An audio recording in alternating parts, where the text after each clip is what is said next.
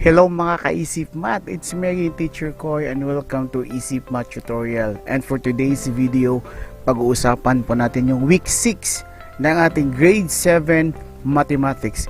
But before that, if you're new to my channel, please don't forget to subscribe and press that notification bell so that you'll be updated on my videos. And shout out sa lahat ng mga supporters po natin, yung mga fellow BYC members po natin from Cebu, Visayas, Mindanao, at saka meron din galing sa Luzon. And shout out kay Mayor Jan Jesnel Babayap of Tagbilaran City, Bohol. Okay, so our topic for this week is principal roots and determine between what two integers the square root of a number is. So this is for the grade 7 mathematics, week 6, day 1 to 4. At naka-milk base po tayo using the learning activity sheets school year 2020-2021. And our objectives for day 1, to identify if the principal root is rational or irrational. And for day 2, to find the principal root of a number and tell if it is rational or irrational. And for day 3 and 4, to determine between what two integers the square root of a number lies. Okay, so let's start for day 1 to identify if the principal root is rational or irrational. So I have here an illustration. I don't know if makikita nyo ba to. I don't know if klaro ba yung picture po natin. This is a wristwatch. Tsaka merong oras po dito. Naka-square root po yung mga oras dito.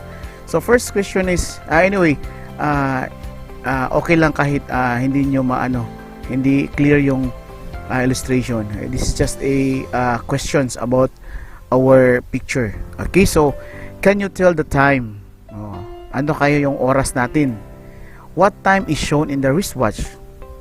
Okay, then what do you get when you take the square root of 1, square root of 4, square root of 9, and square root of 6? Ano kaya? Ano kaya yung result if we take the square root of those numbers? And how will you describe the result? And number 5 is, can you take the exact value of the square root of 130? Ano kaya exact value ng square root of 130? And number 6, what value could you get? Okay, so those are the questions of our illustration or our figure here. Okay, so let's proceed. Okay, so taking the square root of a number is like doing the reverse operation of squaring a number. For example, both positive 7 and negative 7 are square roots of 49 since 7 square or 7 times 7 is equal to 49. And negative 7 square, simply as negative 7 times negative 7, the result also is 49. Diba? So reverse operation of squaring a number. So it means, pag sinabi natin what is the square root of 49, so the result is 7, either positive 7 or negative 7. And to get the square of 7, so we will multiply 7 times 7, di ba? Or negative 7 times negative 7, so the result is 49. Then integers such as 1, 4, 9, 16, 25, and 36 are called perfect squares. Rational numbers such as 0.16, 4 over 100, and 4.84 are also perfect squares. Perfect squares are numbers that have rational numbers as square roots. The square roots of perfect squares are rational numbers, while the square root of numbers that are not perfect squares are irrational numbers. So ibig sabihin, yung po natin, yung tinatawag po natin perfect square or the square root of a perfect square is or are rational numbers, pero yung square root ng hindi perfect square ay irrational numbers. So any number that cannot be expressed as a quotient of two integers is an irrational numbers. For example, we have here the numbers square root of 2, okay, or pi, and the special numbers are all irrational numbers. Decimal numbers that are non-repeating and non-terminating are irrational numbers. Okay, so on principal nth roots, any number a whose nth power n a positive integer is B is called the nth root of B. Okay, so we have here an illustration. Consider the following: negative 7 square. So the result is 49. Diba? Then we have also this one, 2 raised to the power 4. The result is 16. Right? 2 times 2 is 4. 4 times 2 is 8. And 8 times 2 is 16.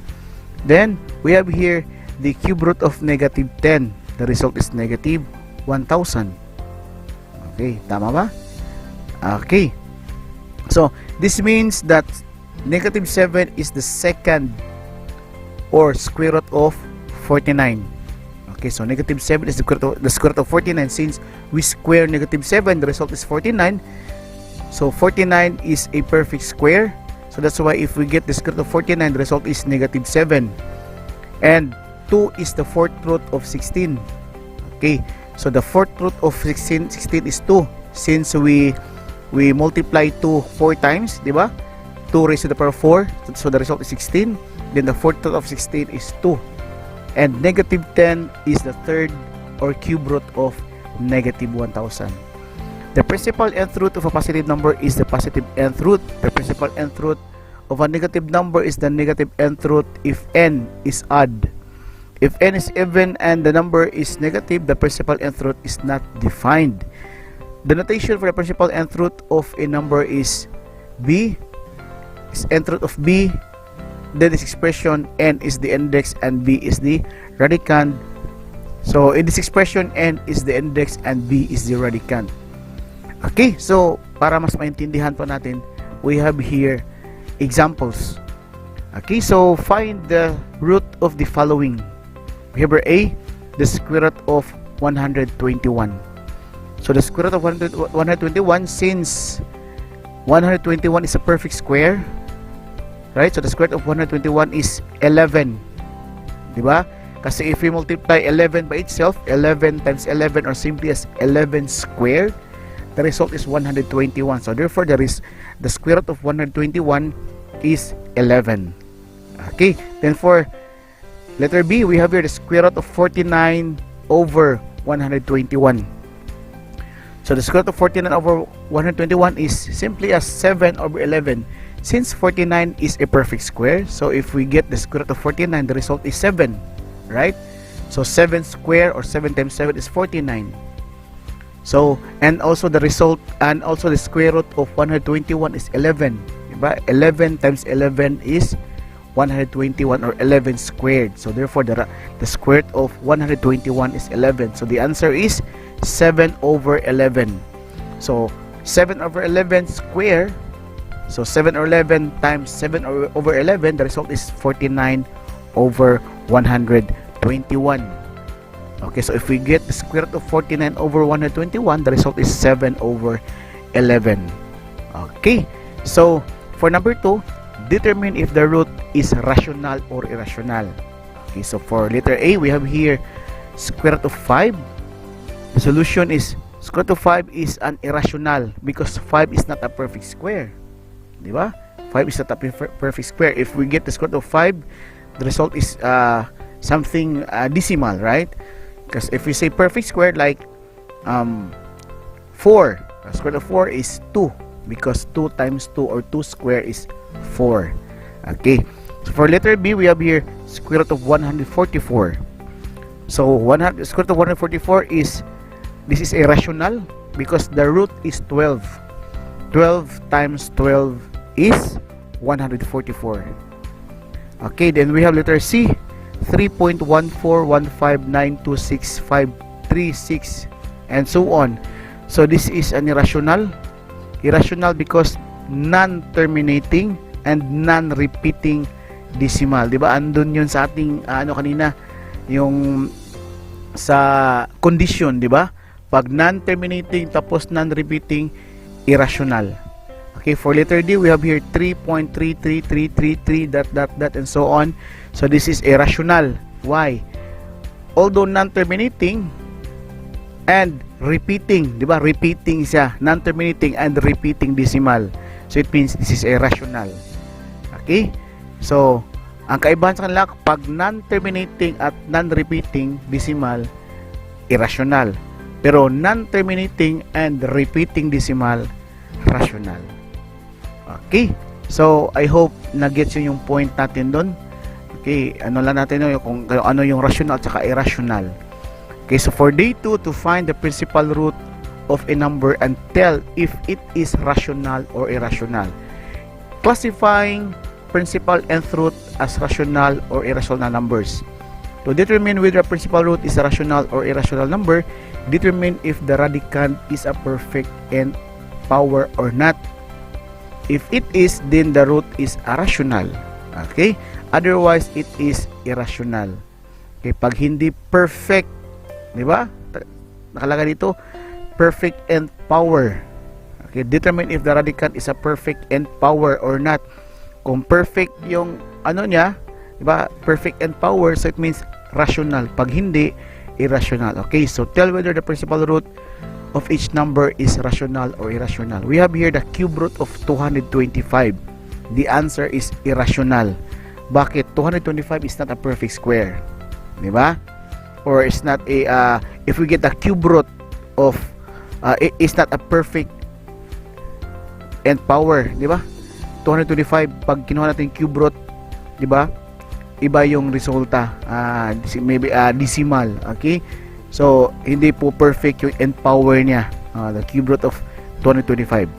So, this is an irrational. And for number 2, we have here the square root of 0.04. So, the square root of 0.04 is 0.2. So, this is a rational. So, 0.2 squared or simply as 0.2 times 0.2, the result is 0.04. So, if we get the square root of 0.04, the result is 0.2. Okay, so 0.04 is a perfect square. Okay, so 0.04 is the result of 0.2 square or 0.2 times 0.2. Then for number 3, we have here the fifth root of negative 111. This is an irrational. So just try to compute this one para makita nyo yung resulta. So this is an irrational. And for number 4, we have here the square root of 10,000. Okay, 10,000. So if we calculate 100 times 100, the result is 10,000. Okay, 10,000. So since 100 square or 100 times 100 is equal to 10,000, so therefore 10,000 is a perfect square, di ba? Because if we get the square root of 10,000, the result is 100. And the fourth root of number 5 is fourth root of 625 is equal to 5. So this is irrational, rational. Okay, so it means fourth root. So it means 5 raised to the power of 4. So we multiplied 5 apat na beses, di ba? 5 times 5 times 5 times 5. So the result is 625. So therefore the fourth root of 625 is 5 and it is a rational. Okay, so let's go to day 3. Okay, day 3, to determine between what two integers the square root of a number lies.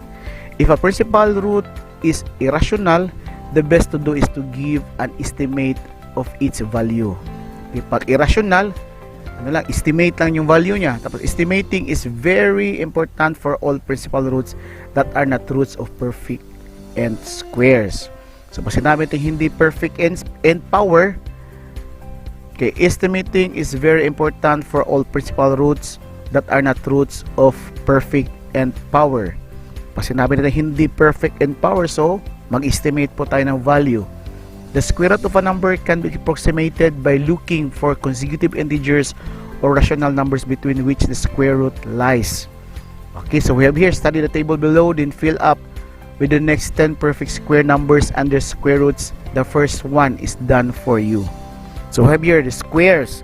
We have here 1 square or 1 times 1. That is 1. So 1 is a perfect square. Therefore, the square root of 1 is 1. Then we have here 2 square. 2 squares 2 times 2. The result is 4. So the square root of 4 is 2. Then we have here 3 square. So 3 times 3. The result is 9.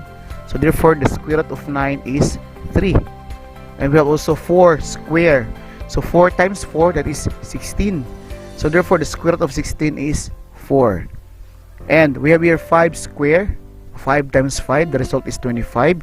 So therefore, the square root of 25 is 5. And 6 square is equal to 36. The square root of 36 is 6. Then 7 square, or 7 times 7, that is 49. So therefore, the square root of 49 is 7. And we have here 8 square. So 8 times 8, that is 64. Square root of 64 is 8. And for 9 square, that is 9 times 9. The result is 81. So the square root of 81 is 9. And 10 square is equal to 100. Diba? 10 times 10, that is 100. So therefore, the square root of 100 is 10. And we have here 11 square is equal to 121. So 11 times 11, that is 121. So therefore, the square root of 121 is 11. And for next spaces, blank spaces, we have the square and their square roots. Okay, so yan lang po. So if we square a number, merong result. So if we get the square root of that result, the result is bumalik tayo dun sa principal root. Okay? So next for our day 4, day 3, still on day 3, we have examples. The principal roots below are between two integers. Find the two closest such integers. So square root of 19. The square root of 19. 19 is not a perfect square, di ba? Okay, so hahanap tayo ng perfect square, yung pinakamalapit sa 19. We know that 16 is a perfect square, di ba? 16 is a perfect integer square, and 4 is its principal square root. Kasi 4 times 4 is 16. And next na perfect square is 25. So square root of 25 is the next perfect integer square, and 5 is its principal square root. Diba? So therefore, square root of 19 is between 4 and 5. Kasi wala nang ibang perfect square na mas malapit kay 19. Diba? Si 16 lang at saka si 25. The square root of 16 is 4. And the square root of 25 is 5. Tapos si 19 nasa gitna. So it means, pag kinuha natin si square root of 19, between 4 and 5. So maybe 4 point something, di ba? Basta between kay 4 and the 5. So that's it. Closest. Okay? Pinakamalapit. Now, for letter B, square root of 42. 42 is not a perfect square, di ba? 36 is a perfect square, and 6 is its principal square root. So if we take the square root, if we square 6 times 6, the result is 36. And the square root of 36 is 6. At saka, malapit din kay square root of 42 is square root of 49. 49 is a perfect square. Diba? Wala na ibang perfect square na malapit kay square root of 42. Yung 36 lang at saka si 49. And 49, ang kanyang principal square root is 7. 7 square or 7 times 7 is 49. So therefore, the square root of 42 is between 6 and 7. Bakit between 6 and 7? Kasi ang pinakamalapit or closest integers niya or perfect integer ay yung si 36 at saka si 49. And the square root of 36 is 6. And the square root of 49 is 7. So it means 42 nasa gitna. So between 6 and 7. So the square root of 42 is between 6 and 7. Okay, for letter C, square root of 76. So ang pinakamalapit na square root or perfect square kay 76 is 64. Diba? And the principal square root is 8. 8 times 8 is 64. And yung isa is 81, square root of 81. Ang kaniyang principal square root is 9. So 9 times 9 is 81. And so therefore, the square root of 76 is between 8 and 9. Diba? Kasi square root of 64 is 8. The square root of 81 is 9. Okay, so nasa gitna si 76. So therefore, the square root of 76 is between 8 and 9. Okay, so that's it. So for day 4, still continuation of to determine between what two integers the square root of a number lies. So recall how to estimate the square root of a number that are not perfect squares. So applicable lang po ito dun sa mga hindi perfect squares. Okay, it can be done by determining between what two integers the square root lies. Yung ginawa natin kanina, di ba?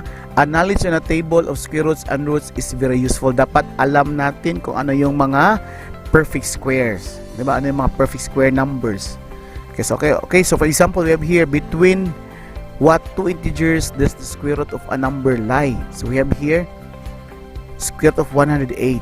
So since 108 is between 100 and 121, diba 100 is the if we square 10, so 10 square or 10 times 10, the result is 100. So therefore the square root of 100 is 10, and 121 is 11 times 11, or 11 square. So therefore the square root of 121 is 11. Then square root of 108 must be between the square root of 100 and the square root of 121. So hence, ito na po siya, square root of 100 is less than the square root of 108 and less than also to the square root of 121. Bakit? Kasi nasa gitna or in between kasi yung square root of 108, di ba? Between kay square root of 100 at saka square root of 121. Alam natin na yung square root of 100 is 10 dito, at alam natin na yung square root of 121 is 11. So therefore 10 is less than the square root of 108, whatever the result, the square root of 108. If you have calculators there, you can calculate the square root of 108. So 10 less than the square root of 108 and less than 11, which is the square root of 121. So okay, so for letter B, square root of 243. Since 243 is between 225 and 256, diba? Kasi 243 at 243 is not a perfect square. So therefore, yung pinaka nearest or pinaka malapit niya ay si 225 at saka si 256. Okay? So between, nasa gitna si 200 sa square root of 243. So ganito na po siya.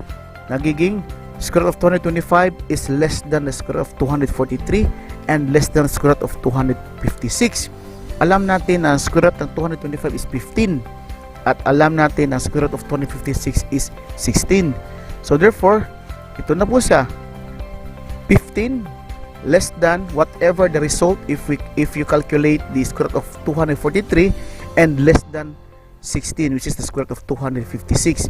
So therefore, square root of 243 lies between 15 and 16, nasa gitna. Okay, so that's it. So once again, it's me, Teacher Koy. Thanks for watching. Kung meron kayong mga questions or clarifications, you can email me. Andyan po sa description ng video na to yung email address. And see you in my next video.